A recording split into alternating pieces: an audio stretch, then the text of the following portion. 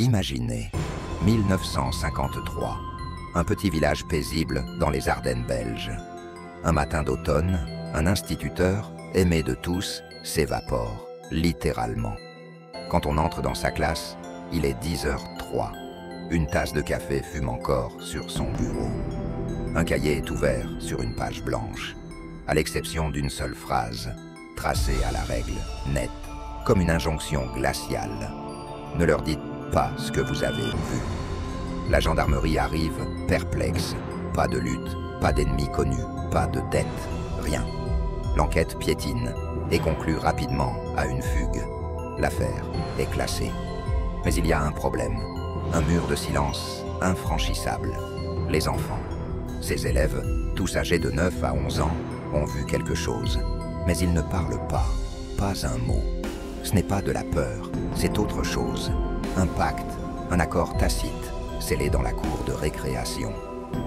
Les années passent, les décennies. Ces enfants deviennent des adultes, des parents, des grands-parents. Mais le silence perdure. Même sur leur lit de mort, même sous l'hypnose des meilleurs spécialistes, aucun ne trahit le secret. C'est comme si ce souvenir avait été verrouillé, mis sous clé dans un coffre-fort mental. Qu'ont-ils vu de si terrible ou de si sacré pour garder le silence toute une vie? Flash forward, 2019. Un historien local, un passionné un peu fou, met la main sur des archives de gendarmerie fraîchement déclassifiées. Et là, une piste. Le jour même de la disparition, un étranger a été signalé près de l'école. Un homme discret, au passé trouble. Son dossier révèle qu'il était un ancien médecin militaire, fraîchement rentré de la guerre d'Indochine. Sa spécialité, la rééducation comportementale. Un terme clinique pour désigner des techniques de manipulation mentale, de conditionnement psychologique. Cet homme avait séjourné à l'hôtel du village sous un faux nom, et il est reparti le soir même du drame. Coïncidence? Ou la pièce manquante du puzzle? Et c'est là que l'histoire bascule dans l'irréel. Aujourd'hui, l'un des anciens élèves, devenu un neurologue réputé, reçoit une lettre anonyme. À l'intérieur, pas de message, juste une photo. Une photo floue, presque fantomatique. On y voit leur instituteur, celui qui a disparu il y a près de 70 ans.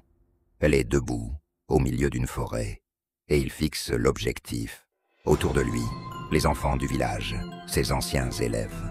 Ils sourient tous, mais leurs yeux sont fermés, comme s'ils dormaient debout, heureux. Le plus troublant, c'est ce qui est écrit au dos de la photo. Une date, la date d'hier. Comment est-ce possible? Un montage? Une mise en scène macabre? Ou quelque chose d'infiniment plus dérangeant? Personne ne peut prouver que la photo est réelle.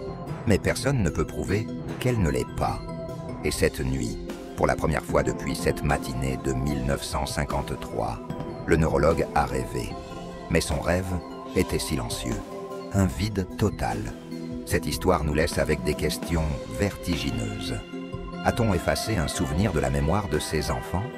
A-t-on implanté une suggestion, un ordre qui les a suivis toute leur vie?